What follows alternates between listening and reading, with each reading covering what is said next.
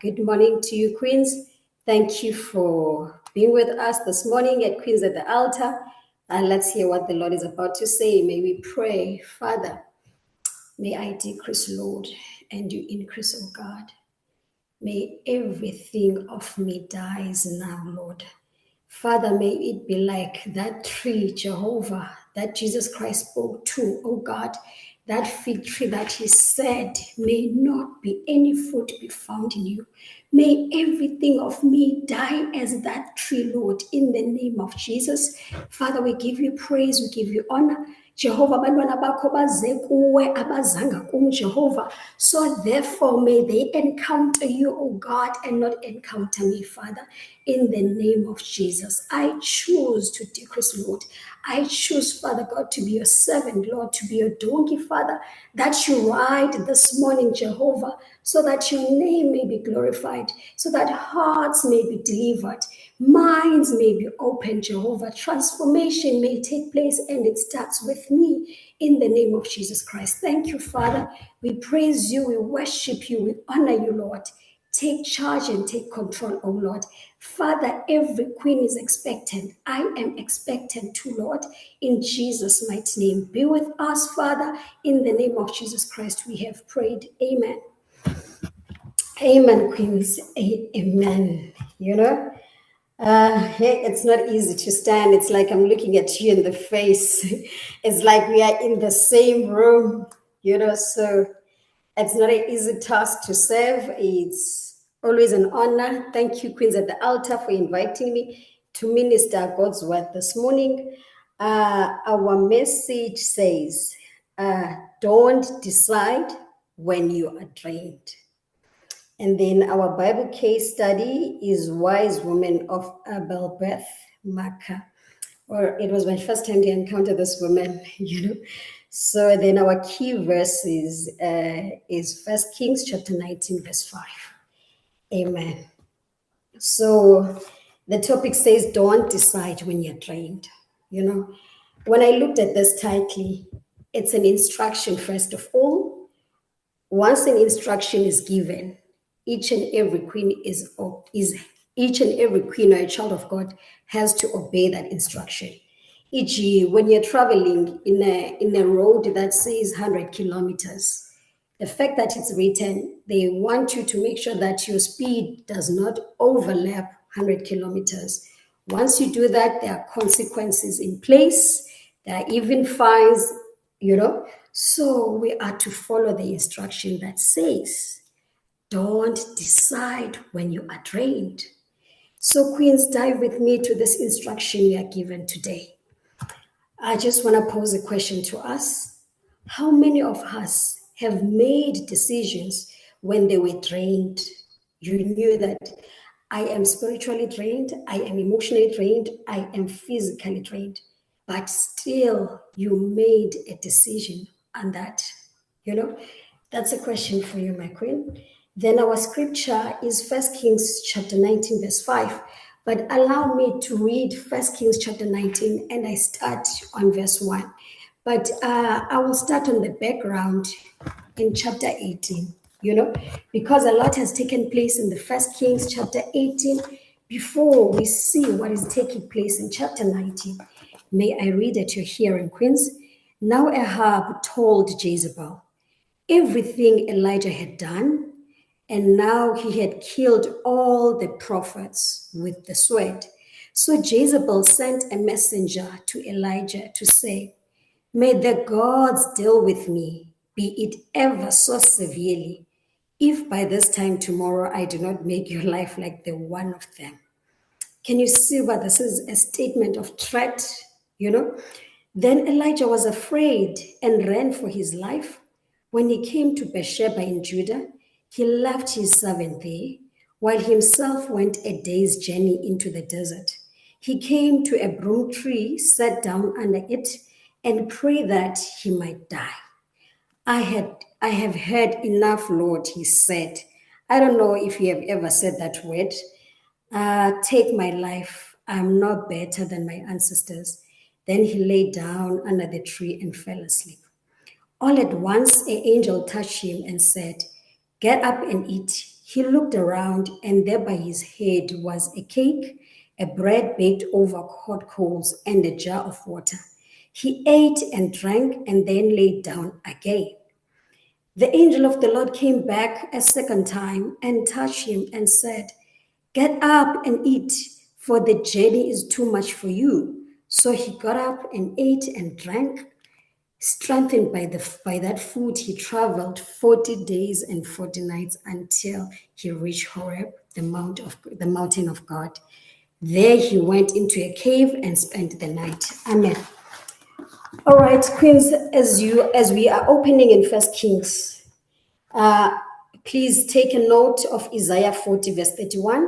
Please take note of Galatians 6, verse 9 to 10. Take note of Psalms 23, verse 3. Amen.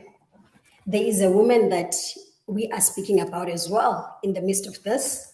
So my introduction this morning, Queens, there are moments in life when you feel tired, not just physically, but spiritually and emotionally. Everything starts in the spirit. You have prayed, you have fasted, you have served God, you have showed up, but now you feel that you are empty, yet you have done it all. So, and it is in that dangerous place of tiredness when the enemy whispers.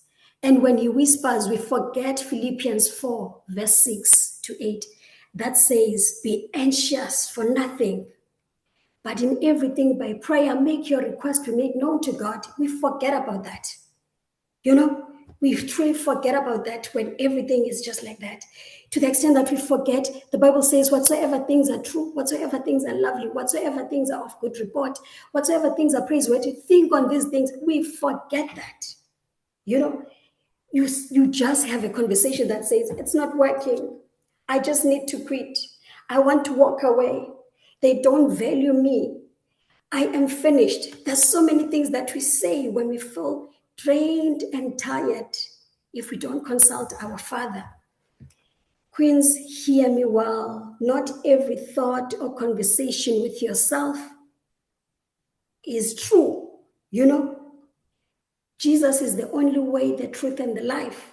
We need to audit our thoughts so that you can be able to know, where is this thought coming from? Is it true? Is it praiseworthy? Is it adorable? Is it noble? So drained distorts discernment. There is no way when you're drained you will be able to discern. Your discernment will be false. It will take you to the place of being drained. So I've got 5 keys that I want us to speak about when you are exhausted, when you're tired, when you feel drained. Exhaustion can misinterpret reality. We see Elijah in chapter 18, he slaughtered 450 prophets of Baal. Guess what? He had to be tired because he just killed 450 physically. So when you're slaughtering people, you are bound to be tired. He fought physically. He first fought in the spirit because he had to release words. I love it when I was reading the book of First Kings chapter 18. I'll just dive into just a few verses. I want you guys to look at it. When you look at verse 18, chapter 1, we see the word of the Lord coming to Elijah before this tiredness came. The word of the Lord came to Elijah. Elijah was able to hear the word of God when God released his word to him because he was not tired then. We look at verse 15. Verse 15 says, goodness, "The Lord Almighty lives, whom I serve.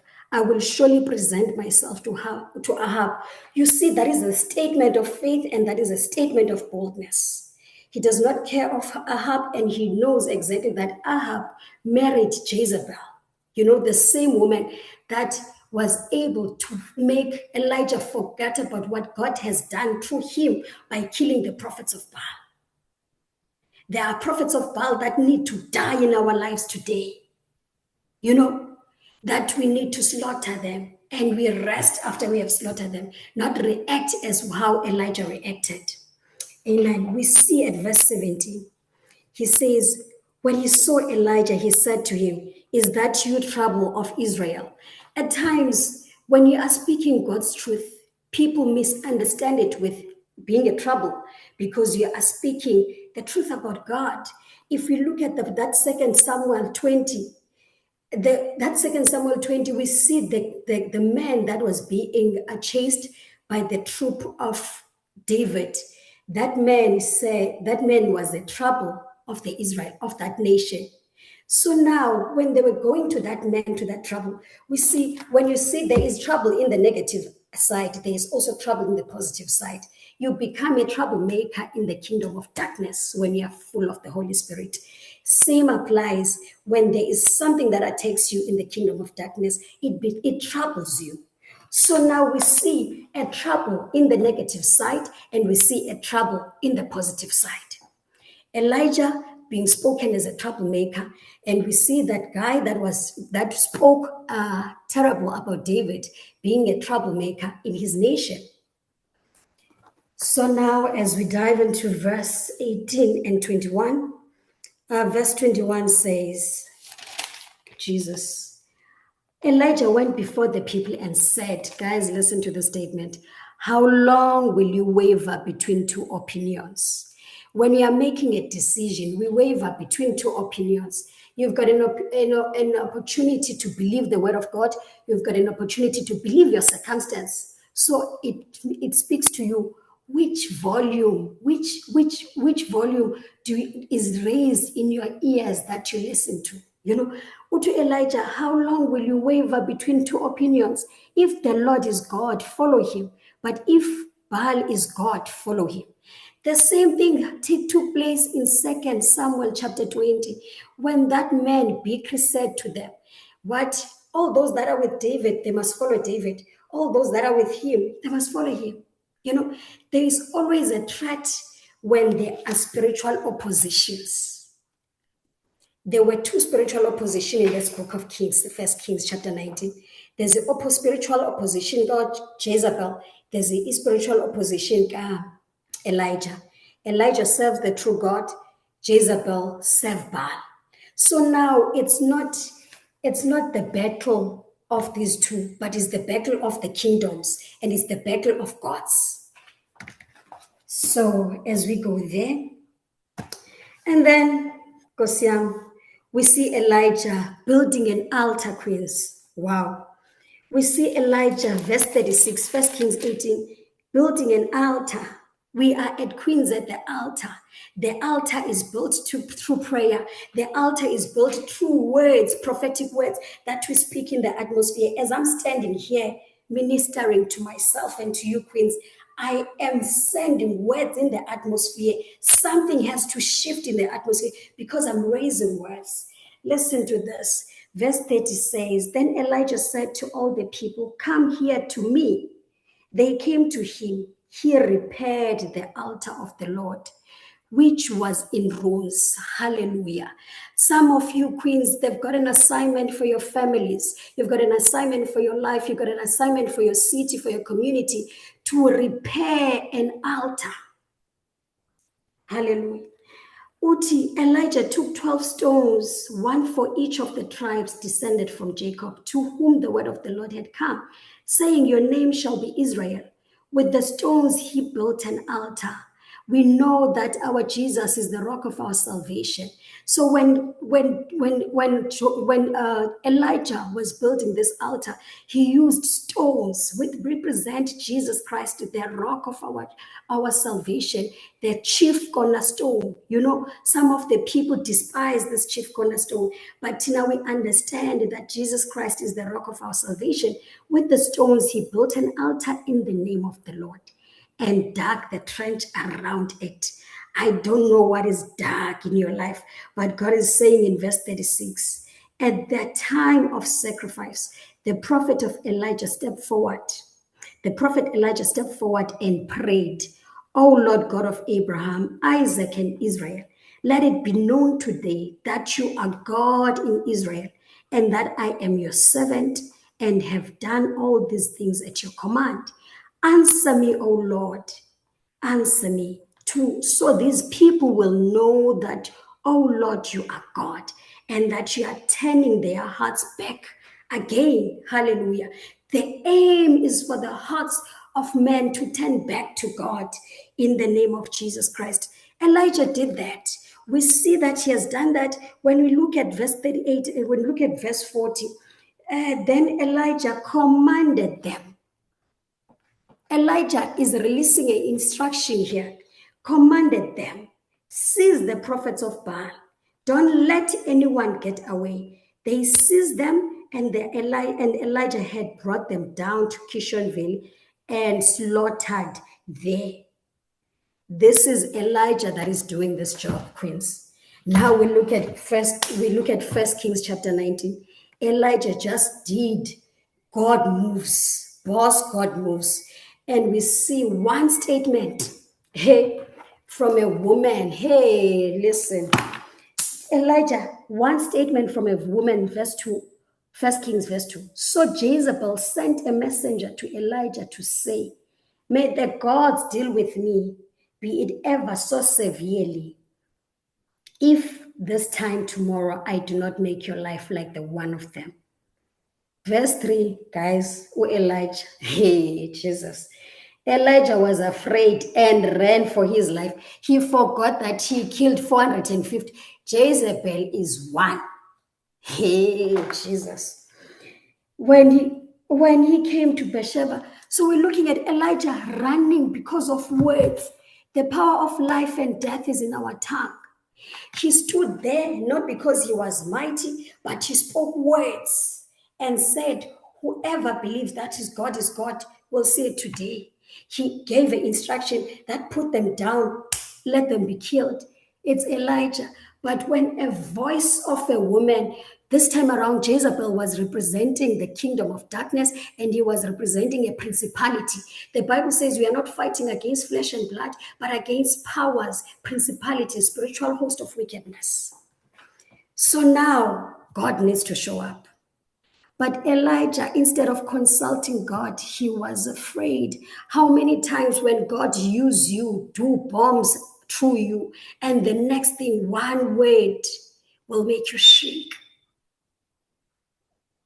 You know, prophets have a voice, whether godly or whether wickedly, depending on the source of words, where they are coming from. But a word of a prophet must come from an altar. And the words that were spoken by Elijah were coming from the altar of God. Hence, that everyone was able to listen to Elijah. Everyone was able to see what God was doing through Elijah. But now another altar rise up, which is the altar of Jezebel. He spoke words that made Elijah to forget what God has done and what God has done through him. So go with me, Queens. Hey, goodness.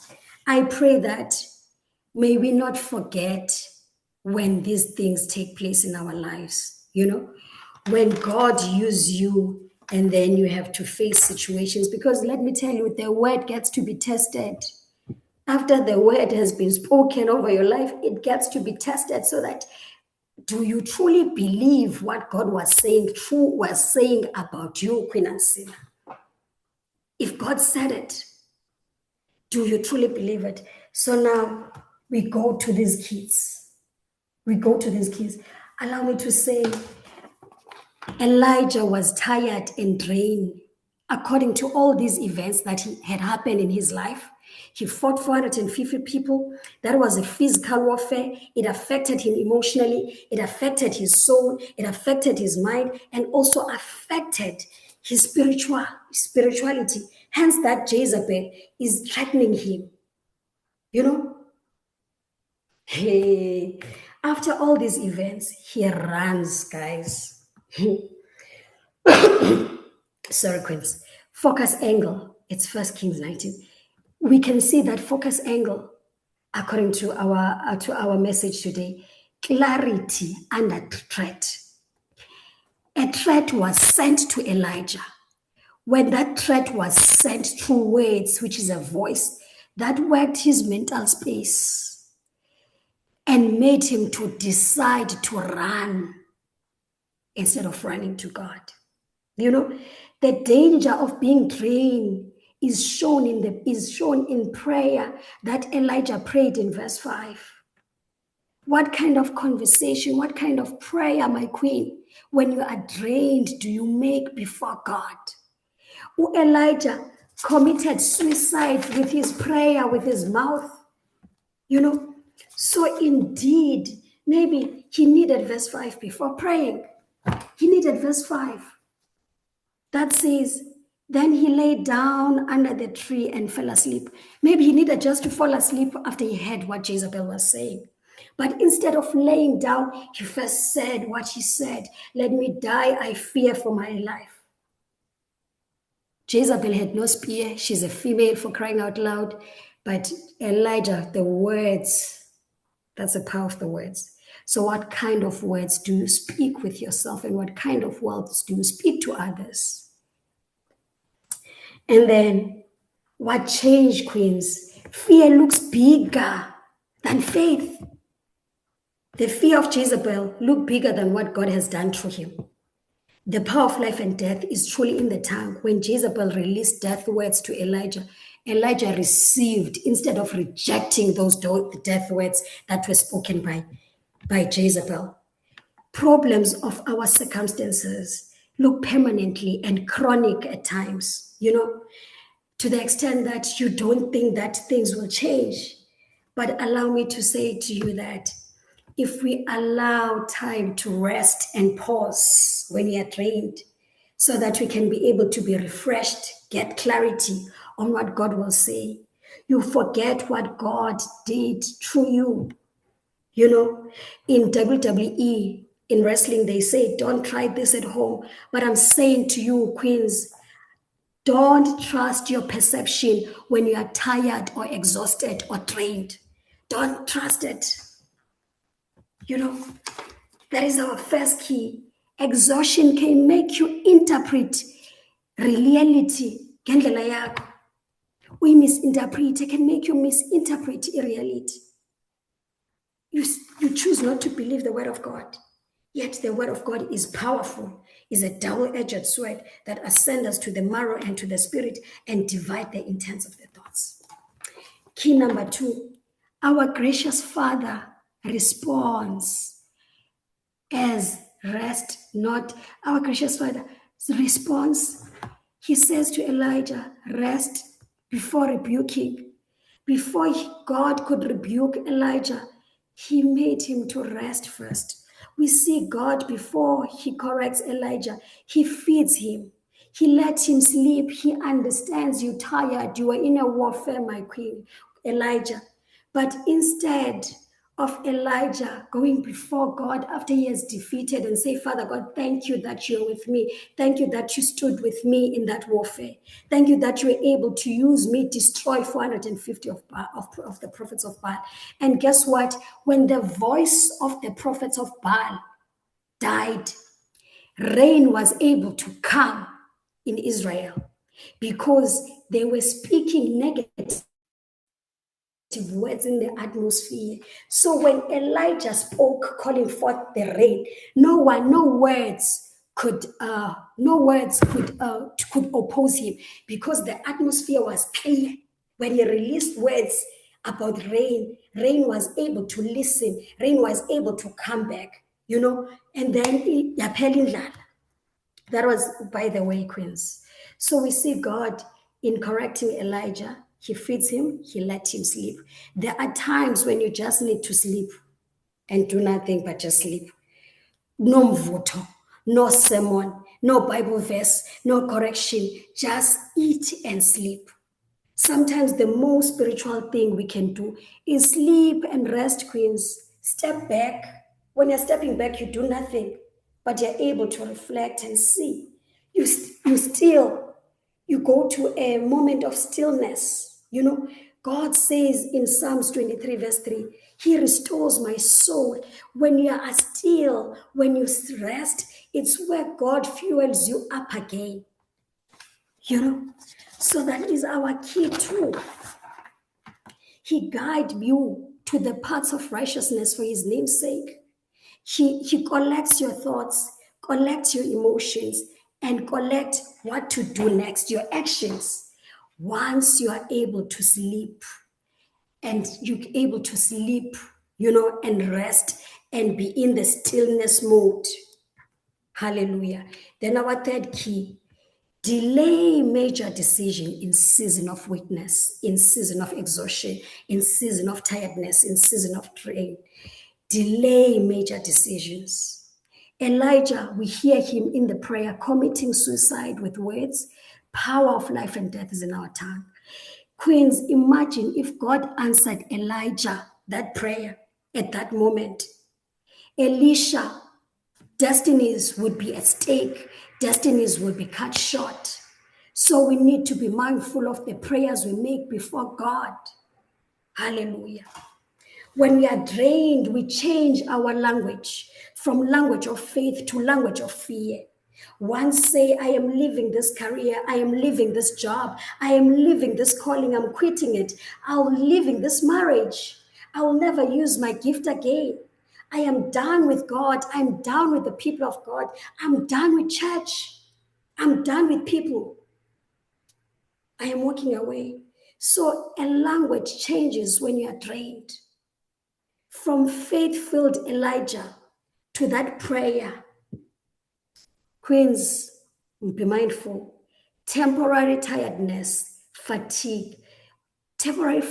fatigue should never produce a permanent decision, because you will be stuck in that decision.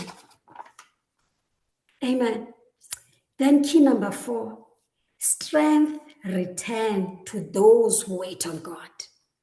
Strength return to those who wait on God. Allow me to read Isaiah 40. I want to start it at verse 28. God says, do you not know? Have you not heard? The Lord is everlasting God, the creator of the ends of the earth. He will not grow tired or weary. And our topic today is, what do you do when you're tired, when you're drained? And he says, our God does not get tired or weary, and his understanding no one can fathom. He gives life, he gives strength to the weary. Receive the strength of God today. If you know that you are weary, you are tired, you are fatigued, you are exhausted, just receive his strength this morning and increase the power of the weak. If you feel weak, just receive his power. He gives strength to the weary and increase the power of the weak. Even youth grow tired and weary, and young men stumble and fall. But those who trust in the Lord, those who hope in the Lord, will renew their strength. I believe with all of my heart, God wants to renew our strength this morning, Queens. They will run, you will run, my queen, and not grow weary.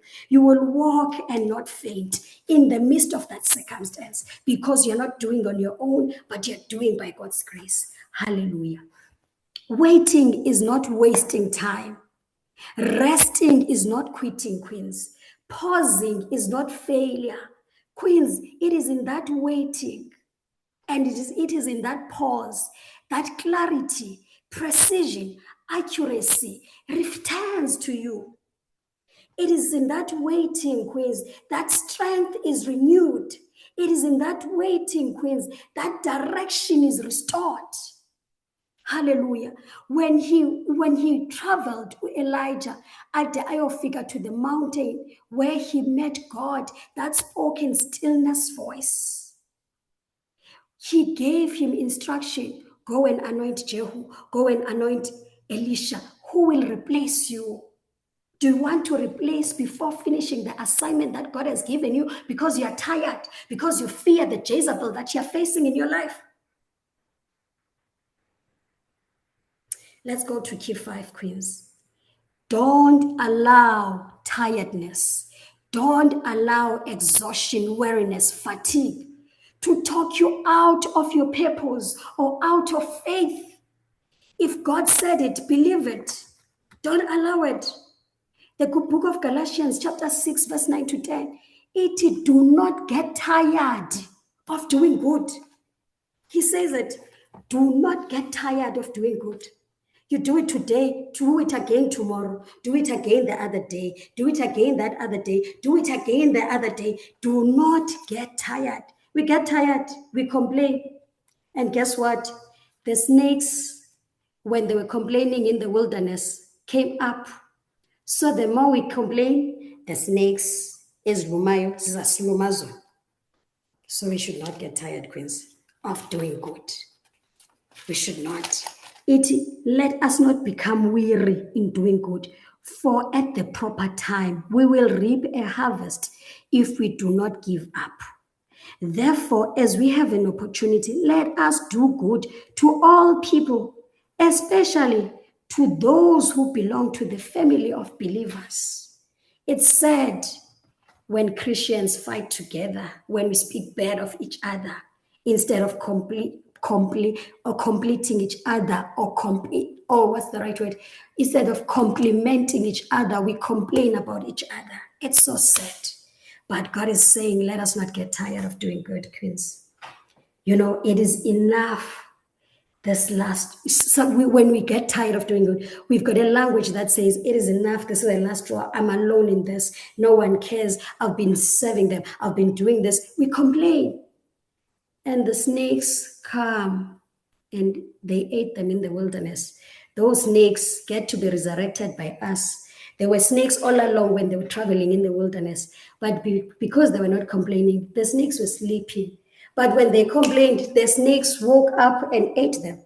So if we complain, there are things that become snakes in our lives and they eat us because we are complaining. All these voices, Queens, when you're tired, when your language changes, you speak yourself out of your purpose. You say, I'm alone, no one cares, I give up. Let me tell you, all these voices are not coming from God at all. All these voices are not coming from God. As I conclude, when we feel drained, Queens, let's postpone decisions. Let's take a pause. Let's go to stillness. Let's engage with the Lord. I love how David reacted when he faced situations. There was one time he came back from a fight and they took his wives. Abigail was there. He took his wife. They burned the place where they were staying in. The Bible says David encouraged himself in the Lord. There are moments when we need to encourage ourselves in the Lord. David would always consult, should I pursue them? So we need to develop that character of being able to converse with the Lord. When you get to your prayer closet, you keep quiet. Uti, Father, speak to me. What do you want me to do today? You listen. It's not you that will be saying something. It will be him, and you just start writing what he says to you should do. As I conclude, let us prioritize rest so that God can restore us. Even God rested, guys. In creation, he created and he rested. So we are to rest because the one who created us rested too. He was tired of creating day 1, day 2, day 3, day 4, day 5, day 6. And on day 7, he rested. So we are to do the same and rest because he rested. Let us pray for clarity, not escape. Let us utilize Philippians 4, verse 6 to 7. That says, be anxious for nothing. This life that we live in, we are always in the move of being anxious. We need to seek wise counsel from the Holy Spirit. The Holy Spirit introduced himself as a comforter, as a counselor, as a healer. So we need to seek his counsel. When we are drained, we want to make decisions. We see Elijah didn't do that, but we are to do that. So return when refreshed. Refreshing times do come, Queens. I think it's in the book of Acts when they say the refreshing times will come. I'm declaring this morning, let the refreshing times come upon our lives in the name of Jesus. Restore every strength, Lord, this morning. So, our prophetic declaration this morning, I say, every decision that you will make, Queen, today, going forward, will not come from a place of exhaustion, but it will come from a place of strength, and that strength is coming from Jesus Christ.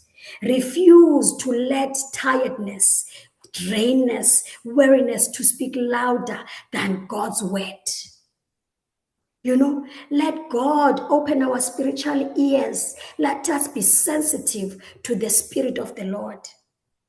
Let our spiritual senses be activated so that we can hear when God speaks.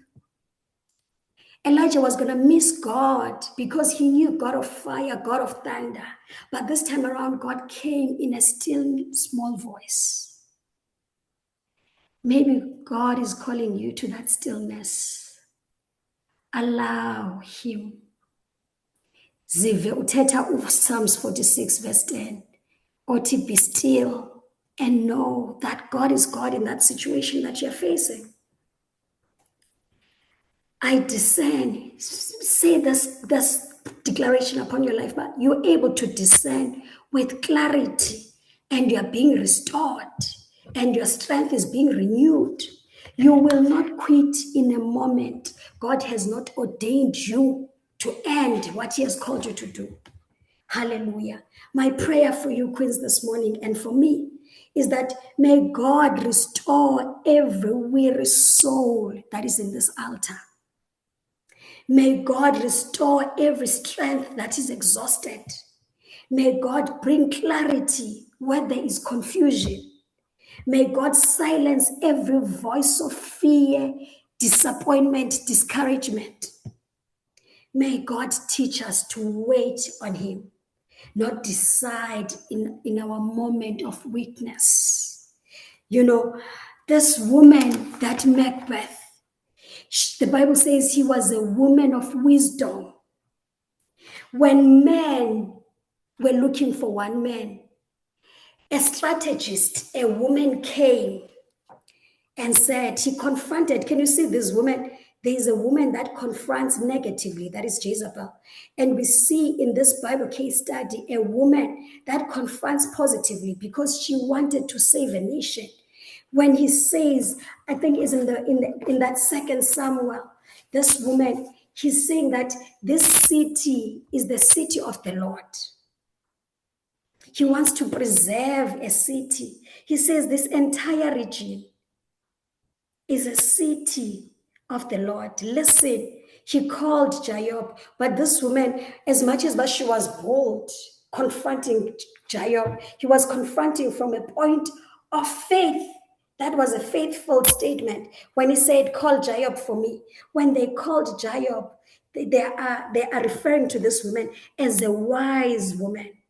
He giving the city a strategy. I believe he was a strategist of that city. He's giving them a strategy saying that we need to catch them.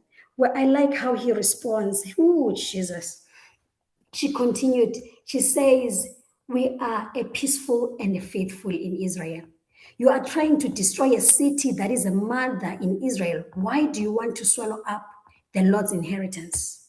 So when Joab answered, this woman said, hand over this one man and I will draw from the city.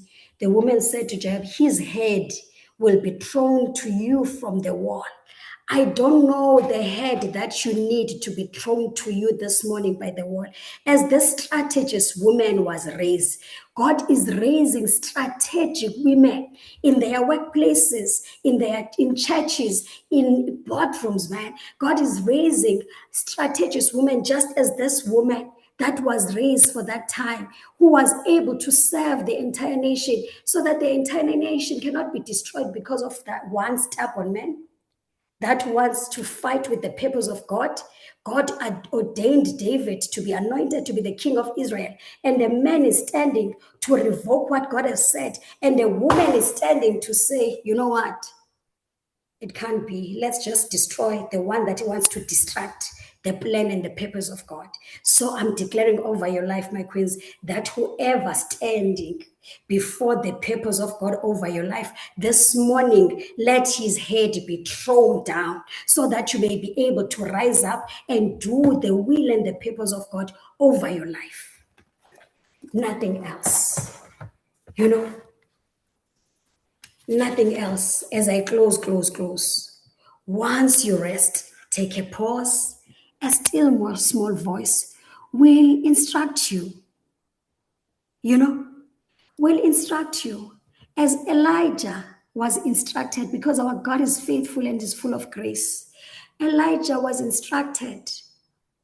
You know, he received grace from God in his prayer of unbelief, of fear, but he was instructed.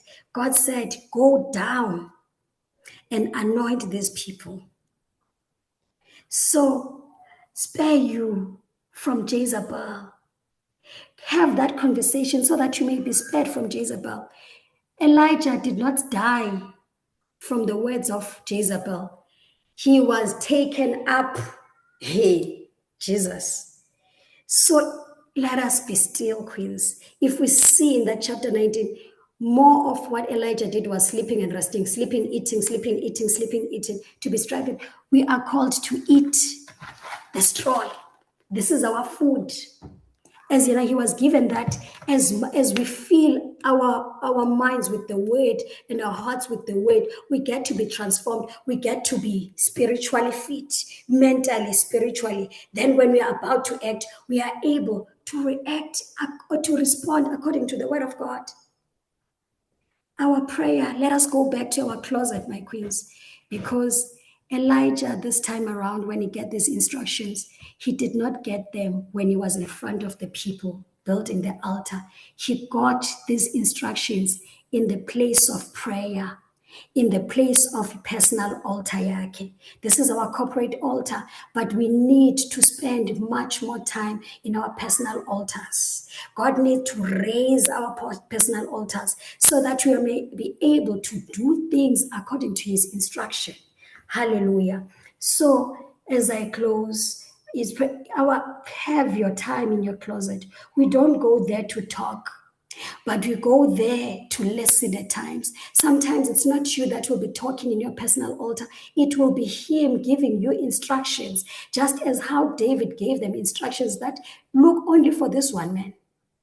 And when David said that, he was able to partner with the woman that feared God, this Macbeth woman that feared God, and he was able to protect the nation. And when he protected the nation, the culprit that was fighting the will and the purpose of God was destroyed. So we need to fight right and fight according to the word of God. Then we'll become victorious. We won't have so many fatalities in this. Hallelujah. What does he want us to do? Because there's power in being given an instruction. There is power in going through according to the instructions. Amen and amen. May God bless you. May God help all of us that we discern, we rest, we pause, we are able to hear him when he speaks to us, so that we may not have regrets in our walk with God, but we're able to hear right and do what he says we should do. Hallelujah. Amen and amen. Over to you, my queen. Amen. Woo.